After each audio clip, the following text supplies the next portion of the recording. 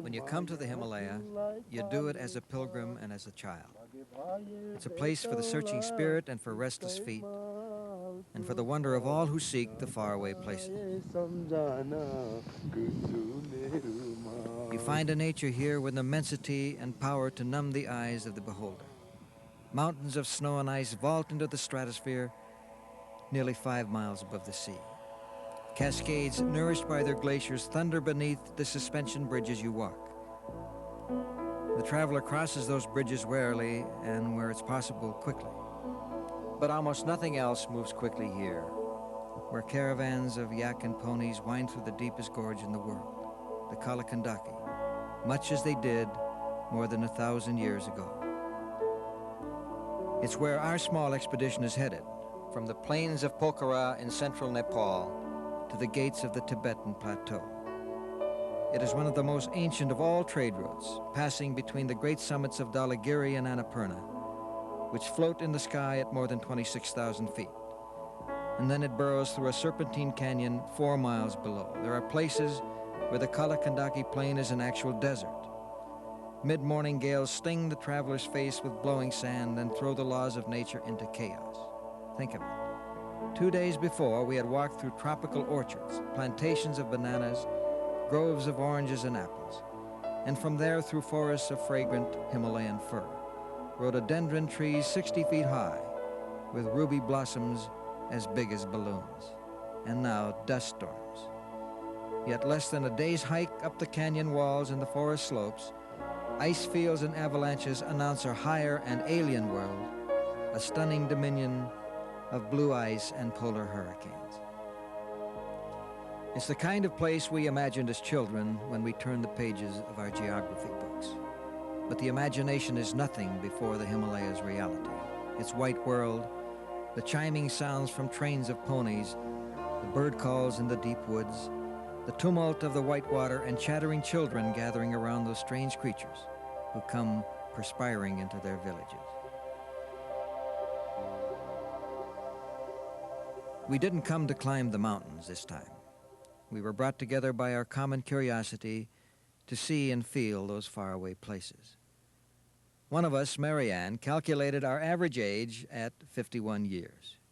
We might not have been the oldest trekking party in the Gandaki, but we might have led everybody in moleskin per square foot. Or was it tenderfoot?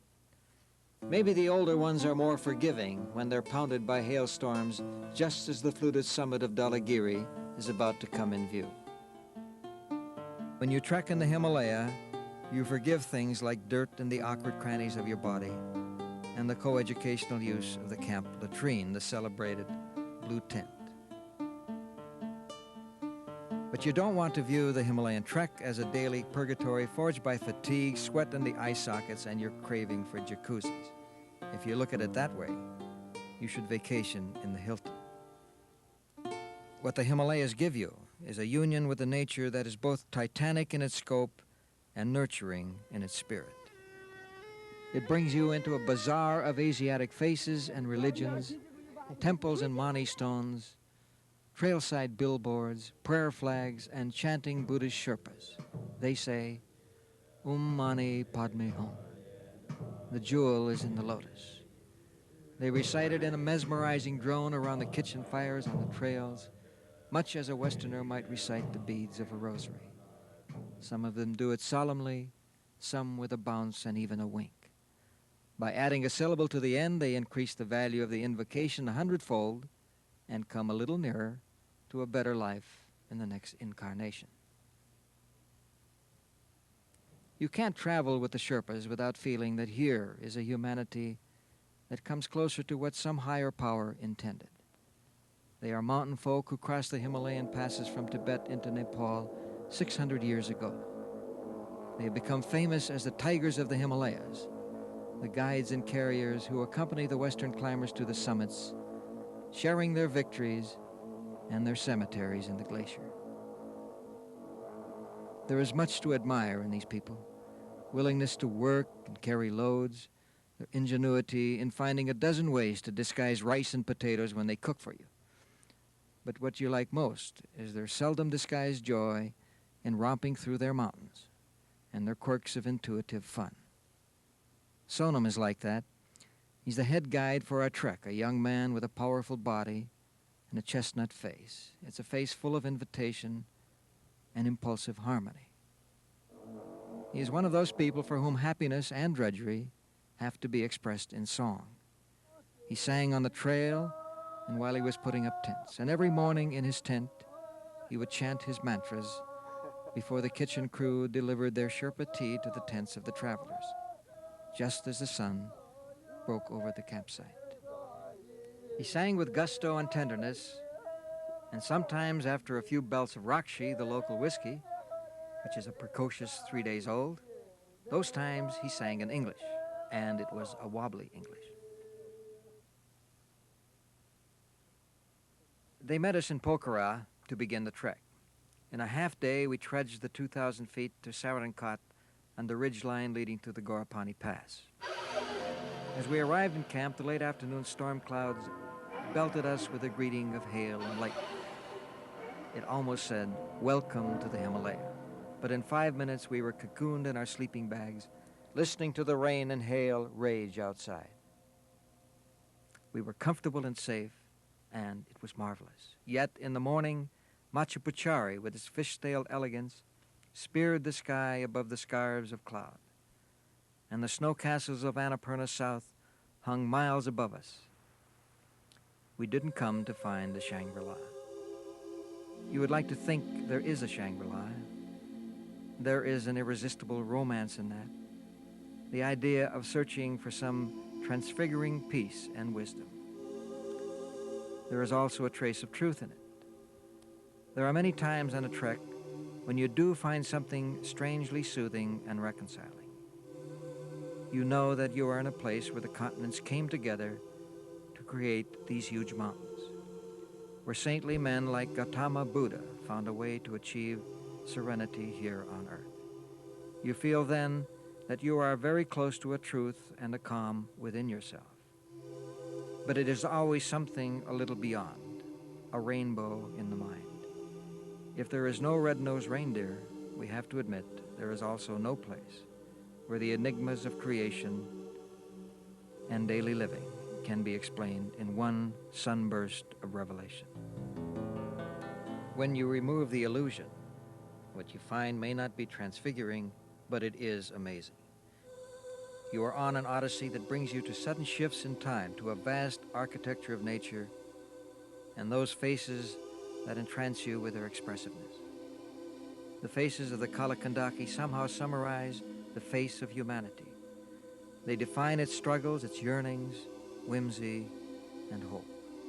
We saw it in children peering into our tents in Dana, and in the old Tibetan merchant bantering with us on the road to Ulyari, in the teenage girl whose beautiful coffee-colored eyes seemed to be asking us, "Do you think someday I can travel to your land?" And she will place her hands together, hold them to her face and say, "Namaste.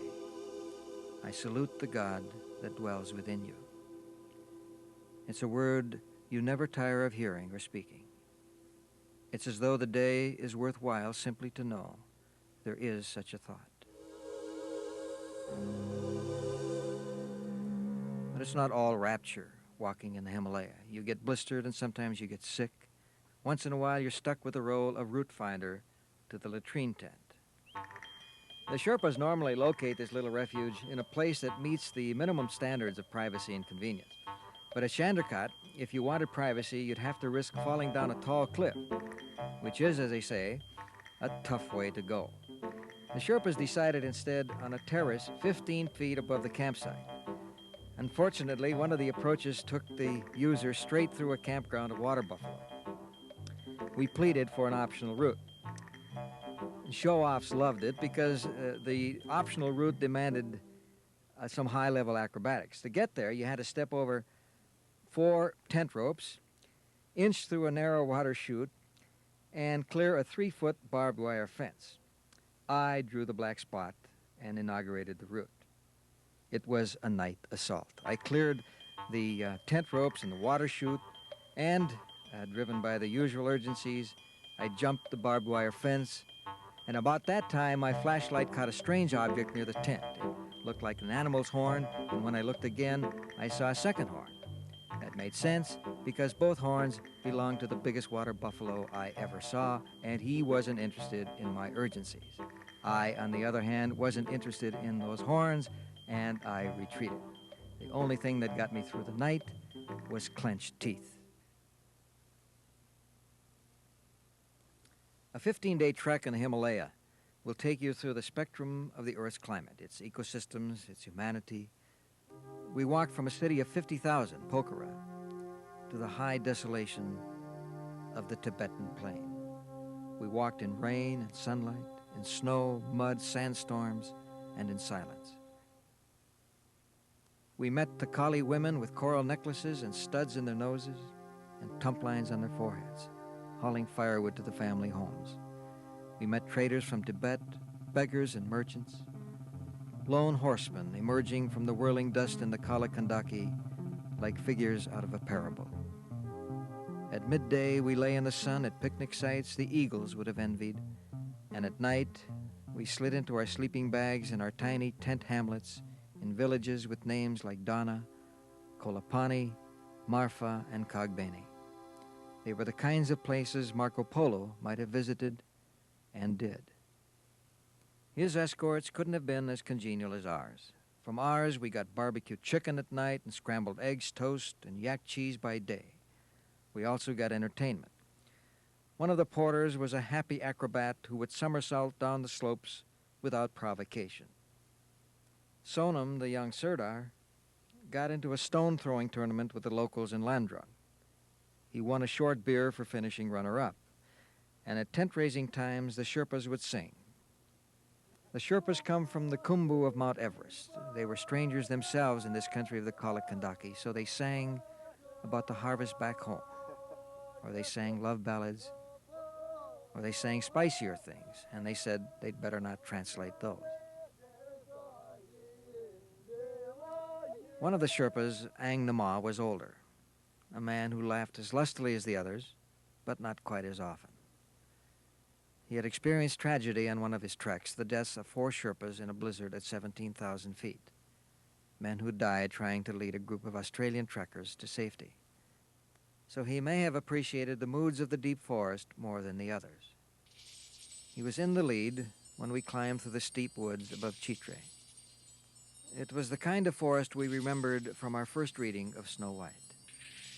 It was filled with hanging moss and ancient oaks, sycamore glens and secret moans, muted by the wind. And in the floor of the forest, a dark rivulet wound pensively through the ravine.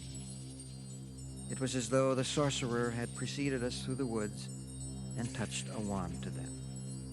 But this was not the dominion of the wicked queen. Annapurna ruled here. Annapurna is the Nepalese goddess of giving. And because Annapurna the mountain lifted its veils of ice 20,000 feet above us, why should it be a surprise to find ourselves walking among wild orchids in a snowfall? And so we were. The more you looked at Ang Nama, the more he appeared to be one of the forest's solemn elves, a brown little man with a face and hands roughened by the Himalayan gales and years of grunt work as a climbing load carrier. He plucked one of the orchids from a mossy limb and held it between his thumb and his forefinger with great tenderness. He extended it to us as though sharing a treasure of his house. And maybe it was no coincidence that the snow stopped falling right about then, and the sun lit the tiny flowers we exchanged as gifts. Pasang, on the other hand, was occupied with our more mundane needs. Pasang was the cook. He's full of mischief despite his 48 years, but he's also a first-rate chef on the constant hunt for delicacies. They don't come easily in the Himalaya. Knowing that, Pasang was positively creative about keeping us stocked with fresh meat. Most trekkers are less than friendly toward goat and yak stew, which means that chicken appears on the menu in endless variety. To get a chicken on the trail, the Sherpas bargained with the villagers. We watched the process on the road to Uluru. They coaxed an especially chubby hen into an ambush, paid a stiff price for the chicken, and stuffed it into a bamboo carrying basket. Not accidentally, the noisy chicken's neck found its way under one of the ropes used to secure the basket's load. In a moment, it was a cluckless chicken, and our dinner was on its way to Uluru. We made our discovery about Jackie right about then. Most mountain treks have a pack rat, the one who claims to be a super organizer and therefore hauls in everything but the family microwave. Jackie had already attracted notoriety on the trail for the flaming red, full-length biking tights she wore until mid-morning each day. From Chandrakat to Tadapani, the villagers gaped at this tall, athletic Amazon striding through the mountains, outdazzling the sun. Even I have a hard time describing all the things that we've seen for the first half day. What did you like best this morning? This morning, the thing I liked best was getting out of the tent and seeing the mountains. Seeing them just as day broke. And then the next best thing was breakfast. I love all the little kids, the beautiful little girls.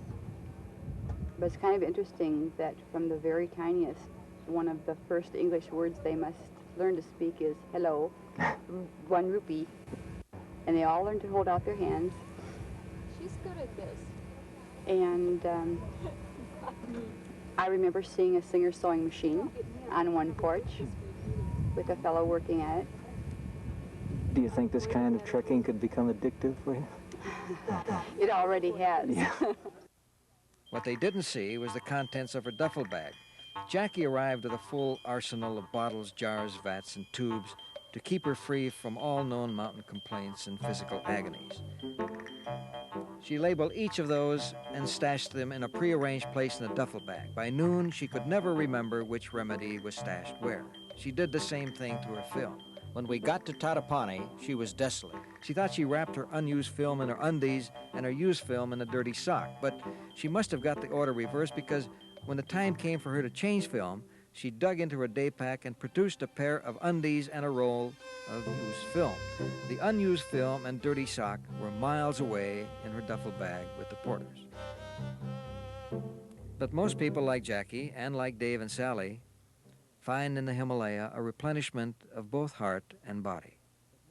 When you look at it, we've been here now 10, 11 days. What sort of things do you achieve in body and spirit being in this kind of country? Well, I think the first few days of any trek are difficult because you're sore, your muscles ache. You really wonder why you're here. Right.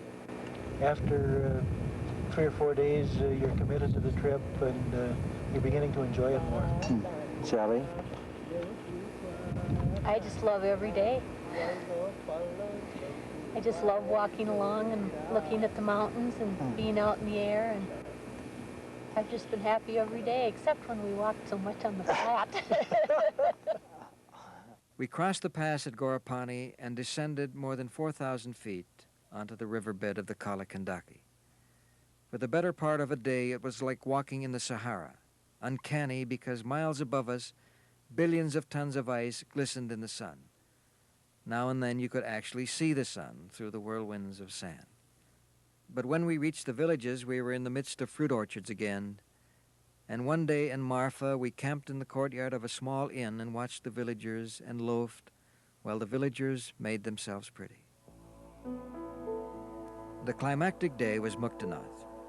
For millions of people in Asia, it is the holiest shrine in the Himalaya, a village beneath a 17,000-foot mountain pass where an eternal blue flame burns gently on the waters of an underground stream. Geologists can explain it scientifically. Natural gas is carried by the stream, nourishing the flame. But for the devout Buddhists and Hindus alike, there is divinity in this place, signaled by the flame and the confluence of streams, a mingling of waters that has a special sacred meaning for them. Sonam and I hiked to the shrine together, a Buddhist Sherpa and a Christian trekker. touched alike by the resonances of the great peaks and the peace that embraced this day. Below us spread the terraces of the Himalayan slopes, miles and miles of them, where poor people harvest potatoes and buckwheat.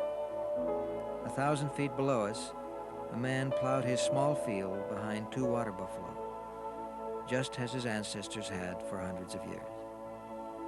We passed a creaking old village, Jarkot, and the ruins of a castle from which the feudal king ruled 1,500 years ago. The way a Westerner might see it, Muktanath is just another dirty, nondescript village. But up on the hillside, water streamed from 108 fountains in a semicircle around the temple, and people bathed and drank from them, and Sonam joined hundreds of pilgrims in the festivity.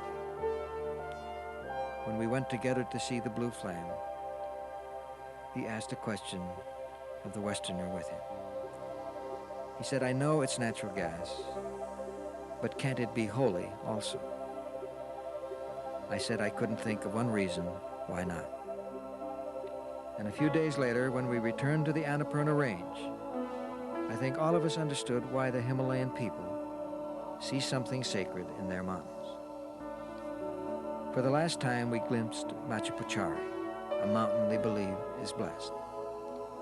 It rose into the sunset like a chalice, lifted by unseen arms above a vestment of clouds. The mountain may or may not be blessed, but those who see it are, today and for as long as they will remember.